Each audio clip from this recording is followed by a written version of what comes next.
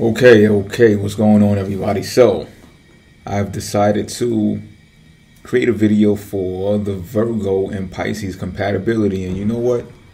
It's like you could really speak things into existence in this universe because my first Virgo and Pisces video, I spoke about Virgo and I was like, I've had interactions with Virgos before and but not as many as I would have liked to. Like I would have liked to explore the Virgo more.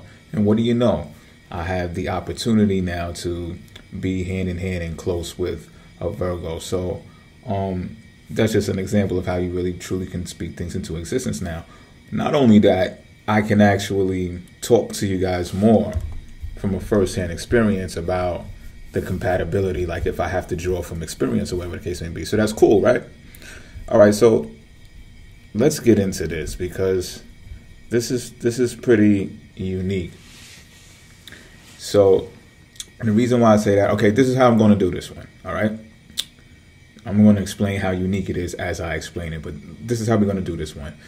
We're going to talk about the second quarter of 2019 for these two. Okay, so the sun will be in these signs during this time that I'm going to speak about. And this is probably going to be part one. I'm probably going to have to do a part two to this. Yeah, I'm going to have to do a part two to this because there's a lot going on. And I just won't be able to cover it efficiently in one swoop. So the sun will be in the sign of Aquarius. The sun will be in the sign of Pisces. The sun will be in the sign of Aries.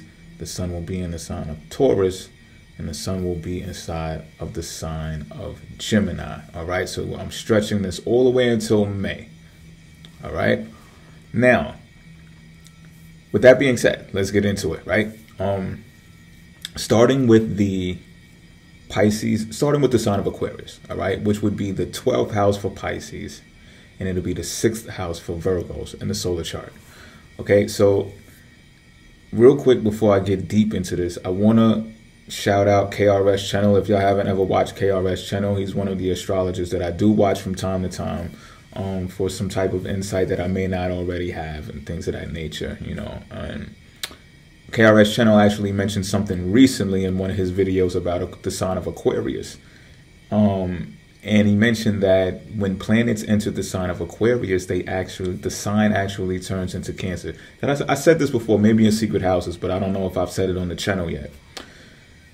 So when planets enter the sign of Aquarius, the sign of Aquarius actually turns into Cancer. And I'm like, you gotta be kidding me. Like, I'm a skeptic from the beginning. So of course I'm going to want to inspect this and find that out for myself, right? So lo and behold, I start studying this stuff, playing with it, experimenting, and yes, KRS Channel is correct.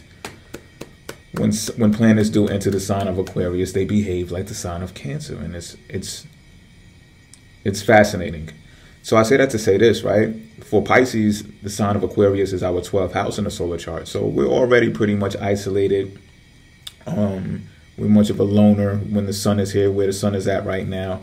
It's our private life. It's the 12th house. We're at home because it's 12th house. You know what I mean? So it's subconscious mind. It's isolating. It's our subconscious thoughts. We're all over the place in our thinking. We're probably not really talking to much people. Things of that nature. You know what I'm saying?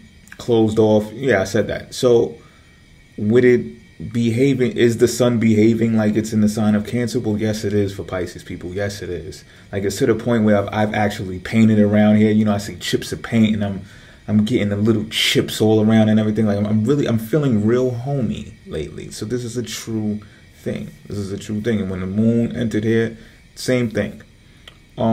Mercury being there, same thing. My thoughts are focused on home, like the immediate vicinity, home, like my home life. It's very fascinating. So now with Virgo being in the 6th house, right? These two have to understand each other. This is the importance here. This is how it works. Like for those of you who don't know, like Gina Stewart, superstar celebrity, right? If you haven't seen, I've done a celebrity reading for her. I forget how many months ago, but not too long ago, right? I did a celebrity reading on her.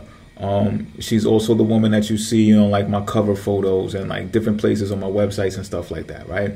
So I work closely with Gina, and this I can attest to, that with the sun being inside of her 6th house, which deals with work environment and health and stuff, she's on it. Like, it's visible, like you can tell. You know what I'm saying? I can tell that she's working a lot. You know what I mean?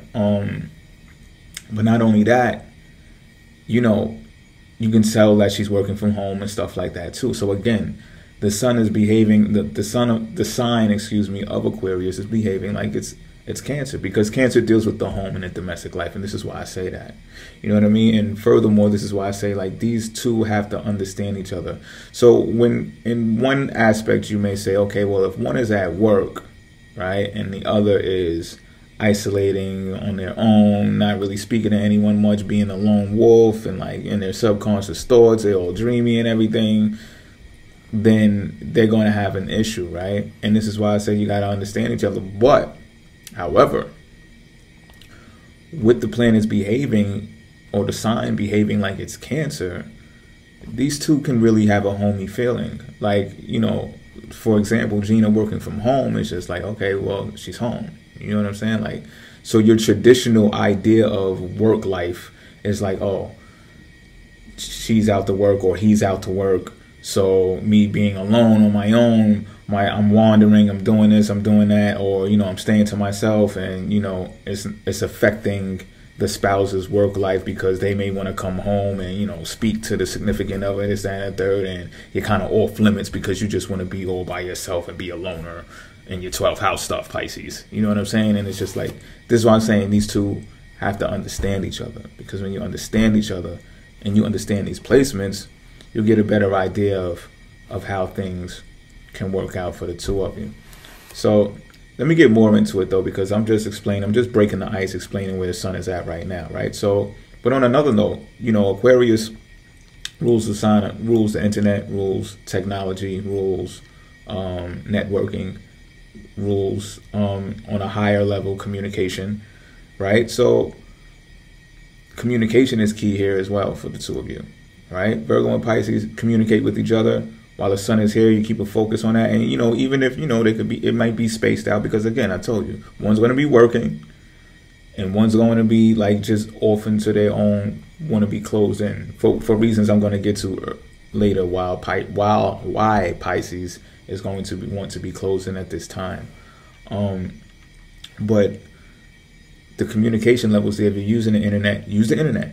Like, use the internet. You two are busy doing whatever it is that you're doing, use the internet, and you can see how that can enhance your relationship so much more. Like, if you take that time out of your day to just say, hey, what's up? Or, you know, I was thinking about you. Whatever the case may be, however you choose to do it, just do it. Just do it. And then that's all these two need for assurance, because Virgo is not the type to want to be hounded and all that anyway. You know what I mean? You peek your head in there and say something real quick or whatever the case may be, let them know that you're thinking about them. They're straight. You know what I'm saying? They're not with all of that, you know, be all hovering over. They got things to do. You know what I'm saying? So they're not tripping.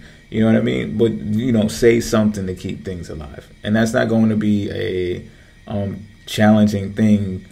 Although the sun is in Pisces 12th house, it doesn't matter, because where Mars is at and where Mars is going right now, like, it's a lot to talk about. So let me get into the aspects, right? Because there's a few aspects that I'm going to talk about on this first vid, beginning with Uranus conjunct Mars. So Uranus is conjunct Mars right now inside of the sign of Aries, which is Pisces 2nd house, and this is Virgo's 8th house. This is interesting, right? But first, let's talk about the actual conjunct aspect and what it means. This means, like, you will take on any opportunity given, you will attempt to initiate something. Like, it doesn't matter. Like, you're going for it, right? So it's like throwing a whole bunch of things at the wall to see if it sticks. You understand what I'm saying? And the initiative is great, right? However, it may be done just to stir the pot. You understand what I'm saying? And when these actions are taking place, it can cause sudden change. And I mean sudden. Like, I'll give you an example. Like, my mind is racing while I'm doing my work or whatever the case may be, and I got my thoughts on community and stuff like that, like changing, and then it's like I do my work, I go outside, and I see the community change. Like, it does not look the same as it did yesterday. And I know that sounds kind of wild.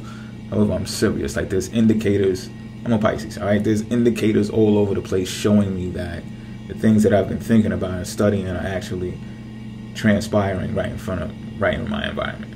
All right, so that's kind of like what I mean. Now, luck will determine the outcome of all of these things that you get yourself into. So, like I said, it's like throwing things at the wall to see what sticks, right?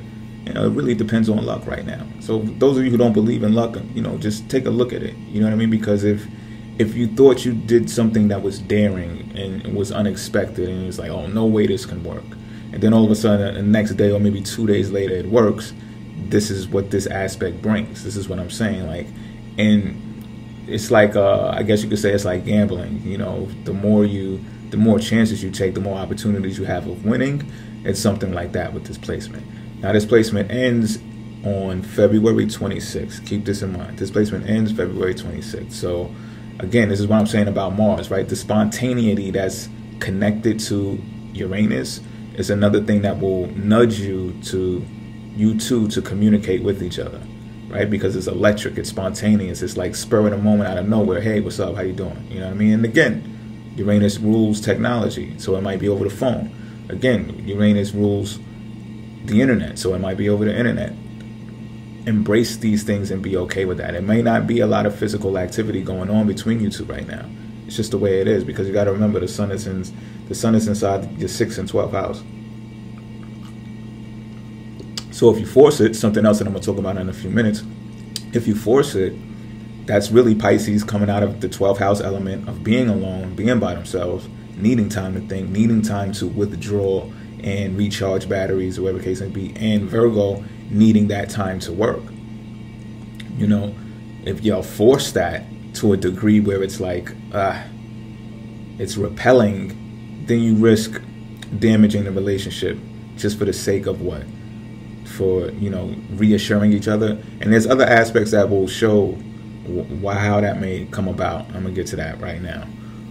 But let's get back to the houses that this conjunction is taking place in, because it gets interesting now, because it's in the 2nd house for Aries and it's the 8th house for Virgo. So if you ask me, this is interesting, right? Because for Pisces, that's materialistic attitude, that's also financial attitude, and that's also leadership qualities, because it's in the sign of Aries. It's also taking initiative. It's about entrepreneurial pursuits, if you have any, creation, stuff like that. But this is where I can even attest to that Virgo does keep a Pisces grounded. Because those little things that they speak about, and I can't even call them little, they're huge. That Virgo will bring up in mid-conversation, in the beginning of the conversation, they'll even start the conversation like, hey, so what's going on with that? What's going on with that? Which is important when you're talking about planets inside of the sign of Aries and 2nd house for Pisces, because Aries is a sign that starts things, not great at finishing, if you know what I mean. You know what I'm saying? They have to be held to it or pinned to it, or have other people egging them on or cheering them on. Just the energy of Aries I'm speaking about. So you got a Pisces here, which is a finisher, which helps a whole lot, because of Pisces is gearing up to package this thing and distribute it, whatever it is that's going on in the financial world with himself and his attitude from this point moving forward, right? So what's dope about this, what I call it great, is the Virgo is being pretty investigative when it comes to this stuff. You know what I'm saying? And it's like you can feel it. Like I can feel it. You know what I'm saying? Because for Virgo, these planets are in Virgo's 8th house. So 8th house is about research. That's Scorpio's house, right? That's research. That's psychology. Let me find out what's going on in the mind. What's going on. And 8th house is also life after marriage, right? Your significant other, your lover. Like, what is he doing? What is she doing? You know what I'm saying? So you can see a couple of questions pop up here and there. So what's going on with this? What's going on with that? Now, this is how you know that you got a partner that's actually interested in the things that you do, and interested how they pair and align with what you're doing as well. You know what I mean? So this is a type of reassurance that Pisces likes. Pisces adores reassurance from their partner, like checking in, especially on things that matter. So yeah, this is the perfect part for grounding a Pisces on Virgo's end, because these are, 8th house deals with other people's money, your spouse's money as well. So Virgo is going to be looking at the earning potential of Pisces. You know what I mean? And Pisces, your earning potential may come in the form, or in your spending habits may come in the form of online activities, right? So, you know, online purchases, you know, using your debit card, using your credit cards, using, you know, electronic banking and all of those types of stuff, wire transfers and stuff like that. Your sales, whatever you're doing for a living, may come through those types of constructs as well. All right, so you can expect digital money is pretty much what I'm saying. Now, I know I may be telling on some Pisces out there. I may be telling on your Virgo counterpart, you know, telling your Virgo counterpart exactly what's going on with you. But hey, that's what y'all are together. And if y'all are together, y'all should be open about second house. They're both money houses. Like, how are you not open about second and eighth house stuff? So this is a great pairing, because just for the simple fact of the second house and the eighth house. They're both money houses, and for the solar chart, they land in both of these signs. Same place for both of these signs. Okay, second and eighth house.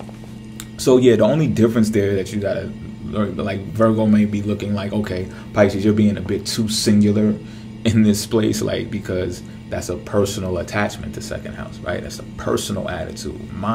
It's my materialistic attitude. It's how I want to spend my money and this, that, and the third. However, when you have a counterpart who is a Virgo, then you have to consider them in every move that you make. You have to consider them when it comes to that attitude. It's like, hey, you know, are you going to be tight? Are you going to be thrifty? Are you going to be extravagant? Are you going to be, you know, expensive?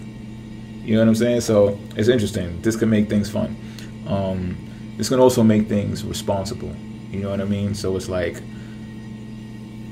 behavior is something that you could pay attention to and watch when it comes to this placement right here. Okay, so again, that aspect, that conjunction, I have fun talking about that, as you can see. That conjunction ends February 26th, don't forget. So the next conjunction, or aspect rather, that I want to talk about is Uranus square Pluto. Now, these are both generational planets. So you got to look at the bigger picture here, you two. You got to look at you got to step back and see the wider spectrum and scope of things. Okay, there's going to be a lot of changes occurring with this placement, and it's going to be relative to globalism, and they will affect you directly or indirectly. Okay, directly or indirectly. And it's going to apply to the houses that these planets are in. So again, Uranus is inside of the second house for Pisces. It's inside of the eighth house for Virgo. Right? And we spoke about what those houses represent. Personal attitude, materialistic attitude, spending habits, earning potential for Pisces. Eighth house, other people's money, spouses' money, the taxes, the mortgages, all of that stuff. All of that under wraps, life after marriage stuff. What's going on, hubby, what's going on, wifey stuff. Right? That's where Uranus is. But it's square, and the square is an obstacle, right? It's squaring Pluto. So what's going on here, right? And I can give you an example because I've pinpointed what this really means. It's like Pluto is like preparing for all of the changes, for weathering the storm, because that's what Pluto does. When you have to survive, Pluto is gearing up, and Pluto will tune out the whole world if they have to gear up and prepare for the changes that are occurring. You know what I mean? And this is what I'm saying, like, with globalism going on, and I'm going to get into this. This is where it gets real, what I'm about to get into. But I started with this aspect because I want to talk about, you know, how you can challenge this square, or how you can approach this square, rather. So this square actually ends in April. So it's lasting for a while. It ends in April 18th. The square between Uranus and Pluto ends. All right. But, you know, that's really all of it in a nutshell. I can't really detail it on a more personal level because these two are generational planets. So just keep in mind, if there's any phenomena that you're experiencing that deals with globalism, then you know, like if your friends are from overseas, or if you know people here in your domestic community who travel abroad and have things going on out of the vicinity or the jurisdiction, then this is what I'm talking about. Pay attention to this phenomena. And, you know, even if you don't, it's going to affect you in some type of way, because the world is getting very much smaller because we have all of these technologies and stuff afforded to us now. You understand what I'm talking about? So when you're not making moves that are global, there are other people who are making moves that are global. And when you're keeping a mindset that is strict to domestic things, there are other people who are outside of you who are potentially looking at your domestic area, your regions. They may want to move there to where you live and stuff like that. So this is the type of phenomenon that you pay attention to dealing with this aspect. Now, there's also a square between Mars and Pluto, and this is where I can get more in depth and talk about things being more personal. Quitting is not an option with this aspect. You know what I mean? So whatever you've been working on, you know, Mars is the soldier. Not only that, Pluto is a planet of personal power that knows no, you know, it's just relentless in its pursuits. So these two planets aspecting each other, sure, they're a square, but they're kind of like together in on this. And they're just like, okay, we're going with whatever it is that we set our mind to. However, it's just not that simple, right? And this is why, like, an option may be to actually retreat, and to retreat when there's just unnecessary stress, there's unnecessary tension and frustration. It's just not worth it. And if you feel that coming on to yourself and you're bringing that on yourself, it's just not worth it. Let it go. Leave it be. All right. Sometimes you just got to let it go and just let it happen. You know what I mean? Another thing is you can push people to the point where they alienate. Right? So you may be, let's say it's not just a goal, or let's say it is a goal that you're focused on, and you need people in order to make it happen. So you're like pushing them and you're egging them on, you're being aggressive with them. You might push them away in the process. And this is what Virgo and Pisces have to watch out for, this aspect as well, which I'm happy to say is over on February 16th. All right. And the reason why I say that is because there can be signs of manipulation here and even intimidation. All right, so and this goes for all, this aspect is happening for all signs, you know what I'm saying? But for Virgo and Pisces, you know, Pluto is inside of Pisces' 11th house and Virgo's 5th house. Okay, so this is where things get a little, you know, you might want to pay attention and, you know, take care of each other if you can, because especially for Virgo, it's in their 5th house of romance, and it's already like you got the house of romance inside of Capricorn, inside of the sign of Capricorn, right? So that already means like there's some type of structure in the romantic department going on, right? Where things are supposed to be fun and stuff like that. Virgo is actually looking to see is if everything is taken care of, if everything is in order. You know, your romantic life might be orderly, like, you know what I mean? You might have to set alarm clocks before you talk to each other and stuff like that. Like it can get bugged out like that. And again, the challenge even more is because Pisces is experiencing Pluto in the 11th house right now. You know what I mean? And that means they're dealing with networks, which probably are more along the lines of corporate networks, right? Trying to make something happen and tie things together there to bring some type of revenue. You know, 11th house is a money house as well. So I can, and this is, I'm going to put my own experience on this right now. Like, this is a very challenging time for Pisces right now. And I'm going to tell you like this from experience. Whatever it is, Pisces, that you've been working at, you've been trying to do on a corporate scene or whatever the case may be, keep going. So that aspect that I was just talking about with Mars and Pluto, just saying, you know, if there's no tension and there's no frustration, keep going, because there is a force existing right now that is trying to drag Pisces into somewhere that Pisces is familiar with very well. However, it's not the way that Pisces is going. Pisces out there, you probably know what I'm talking about. If you don't, I will give you some of my own experiences of what I'm talking about. All right. And Alyssa Trahan, if y'all gotta know Alyssa Trahan, Alyssa Sharp, y'all might know as renowned astrologer, top dog, right?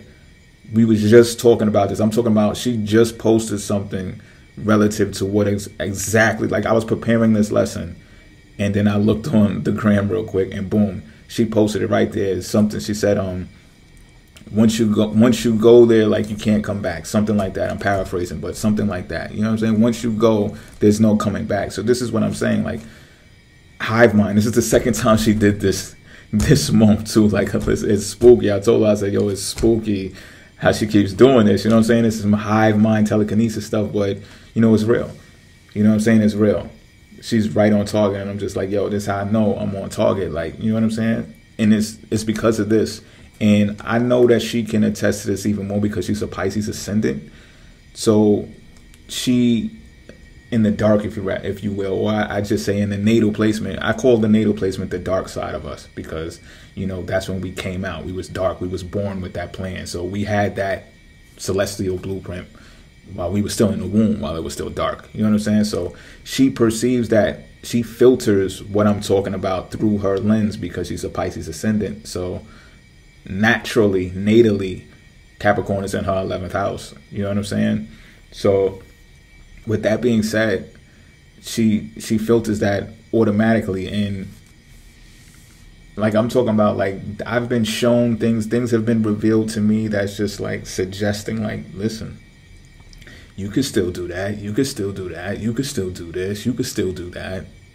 And these things are like history to me. You know what I'm saying? And I'm thinking, like, I think this retrograde, like, I might shut all my phones off and everything. Like, I think I just really don't want to be bothered because this is how serious this stuff is. Because when it's revealed to me, I'm just like, yo, I don't want that. Like, I'm not asking for that. Don't my actions show that this is not what I want?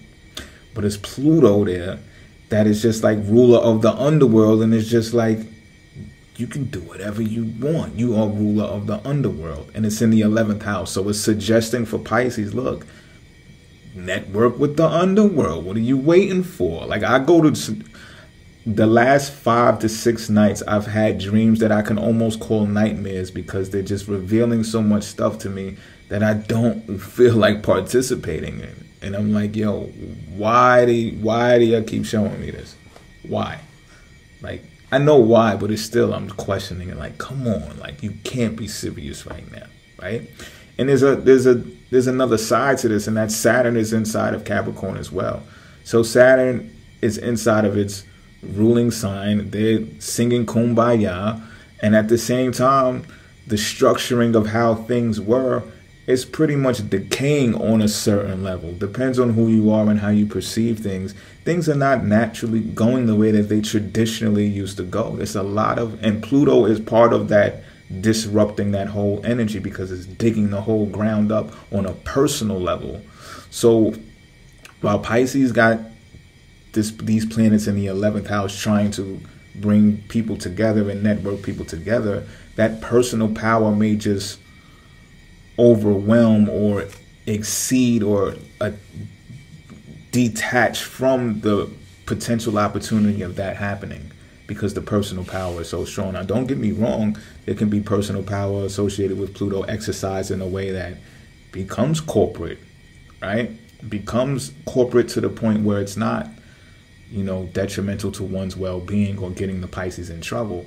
However, at the same time, this is a challenge in itself. This whole thing happened in Capricorn, and I spoke about this months ago. Like, this has been happening for a while now. It's a lot of disruption going on in here. So when you think Pisces is supposed to be tying knots, it's like more of a tug of war, a battle of being selective to say who's who, where they're going to be placed, and when. Because so much things are being thrown at Pisces right now, and they must decide. And when they can't decide, they must work, because Saturn is about work. So it's like work and then the people come. Or you stay solo and you be relentless at tuning out the world. But what are you doing when you do so? You understand what I'm talking about? And then you got the Virgo counterpart there, Pisces, who has 5th house there. So they maybe want to be playful with you. They may want to be romantic. You can't forget this stuff. Like, you cannot forget this stuff. You understand what I'm talking about? Don't forget this stuff. Again, just like I said, if it takes 2 minutes to just pop in and say, hey, what's up? I was thinking about you. To that extent, anything. Do something. Because despite Capricorn being in the 5th house, you may think it's dry. You may think it's boring. It's still the Virgo's 5th house of romance and fun and speculative matters. And, hey, you know, jovial feelings and creativity. You know what I'm saying? They may want to know where your creative ideas are. They may want to piggyback off of your creativity, Pisces. You know what I'm saying? If you just leave them out in the cold and just be like, yo, it's just so much going on at work right now, you know, all of this corporate stuff. You know how that, you've seen the movies and all that stuff. That stuff be true, man. That stuff be true. And this is again why I say you two gotta understand each other, because at least when you know, like if Virgo knows that, okay, this Pisces is probably experiencing something that is 11th house-ish, so it deals with more than one person, so it's going to deal with more than the Virgo, the significant other, so they can be understanding of that.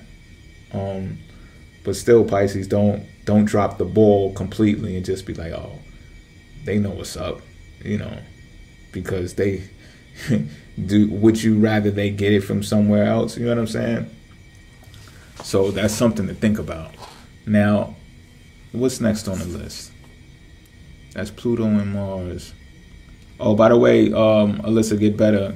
Get that Pisces, those Pisces feet, let them heal up. Speedy recovery to you. So what's next? Sun and Saturn.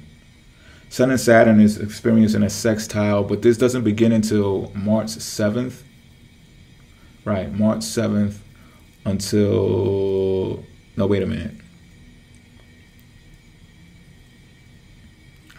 March 7th, there's a sextile between Pluto and the Sun.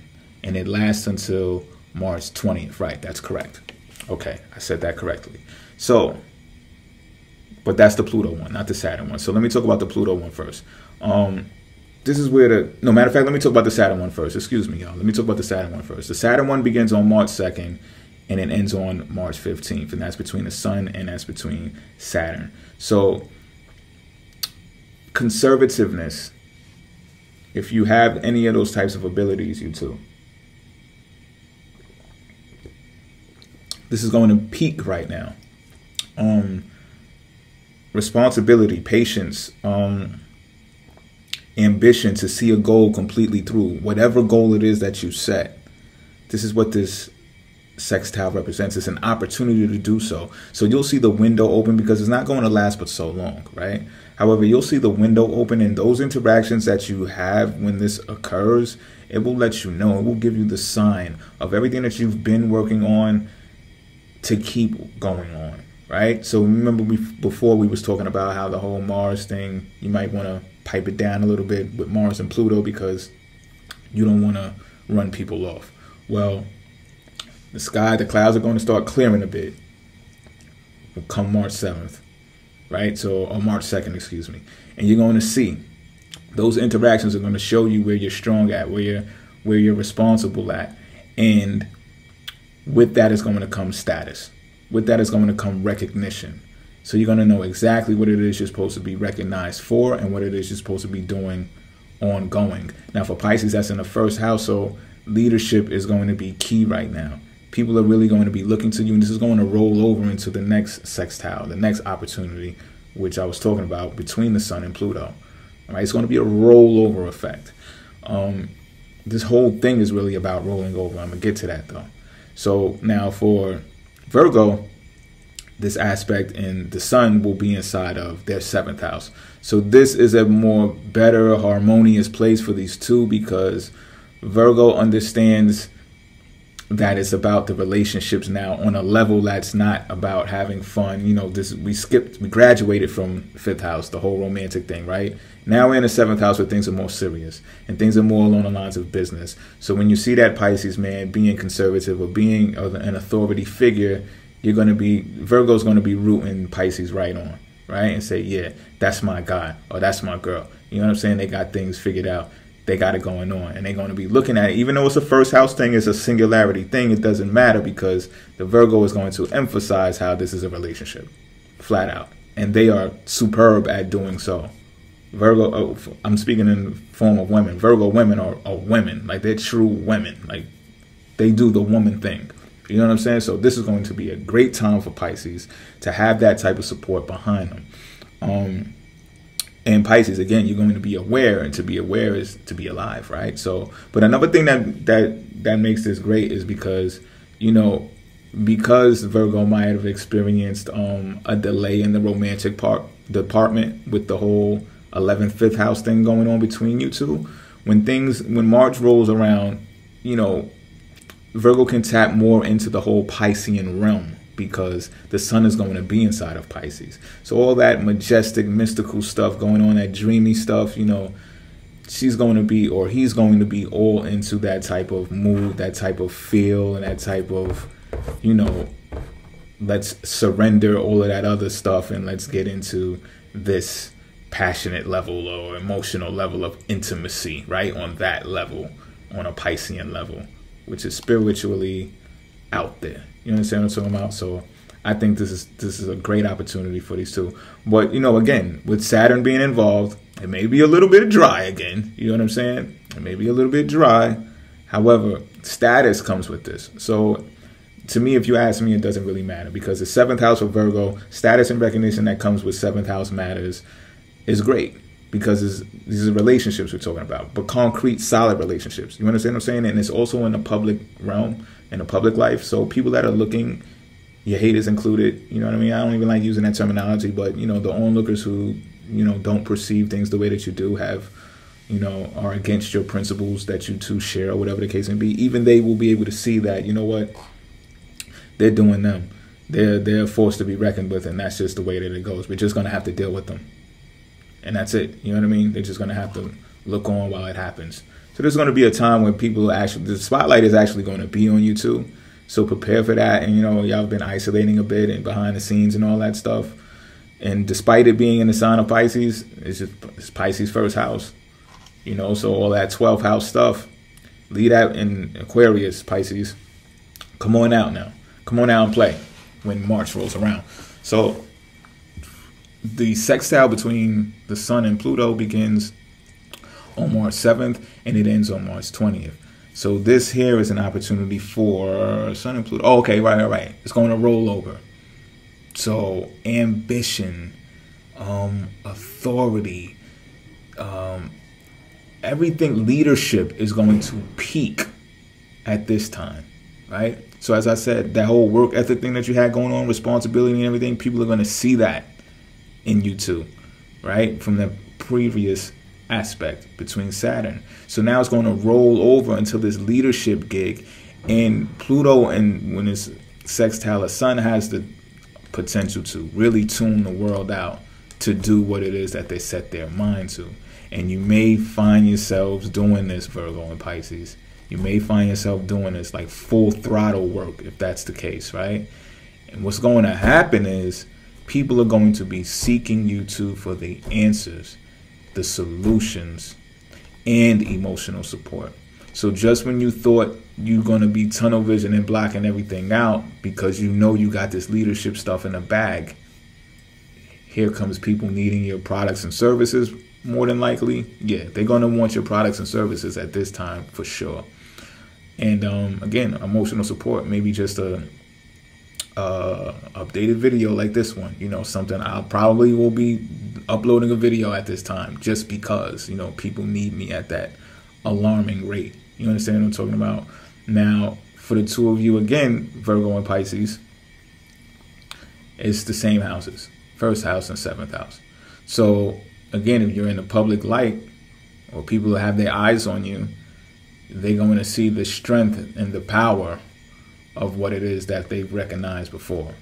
So it's going to be amplified. It's going to be like what they've seen with this between the Sun and Saturn on steroids. It's going to be like that. You know what I'm saying? Which is great. Which is great for you too, because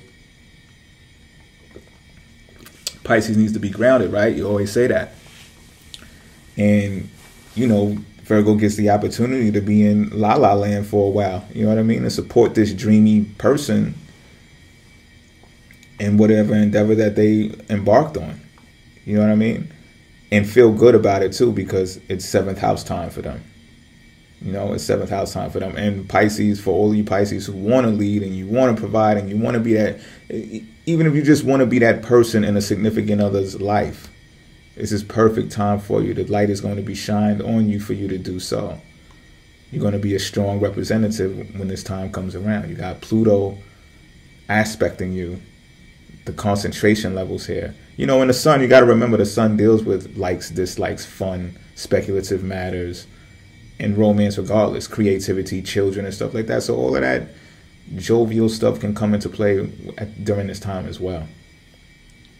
You know, so is that the last one?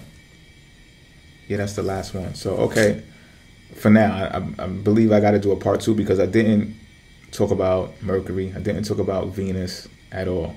You know what I'm saying? So these are the more personal planets that, you know, you can get more in depth into how things will personally affect you and at a faster rate because they move quicker, right? Spoke a lot about slower moving planets, Uranus, Saturn, and Pluto. What it was very important though. It's very important that I touched on those planets and those aspects, and probably first because they have so much heavy emphasis on them, and the things that they're going to bring about when this time comes is something that sometimes people skip over because they're so interested in Mercury and Mars and Venus, right? Especially Venus, you want to know where all the love and the interaction is and stuff like that. And it's just like, listen, you know. So that's what I got for now. If you got any questions or you got something that you want to add on, get into the comment box. You already know. And expect a part 2 from me. I don't know how quick it's going to be. I'll do my best, though, to get it to you as soon as possible. All right? I'm out.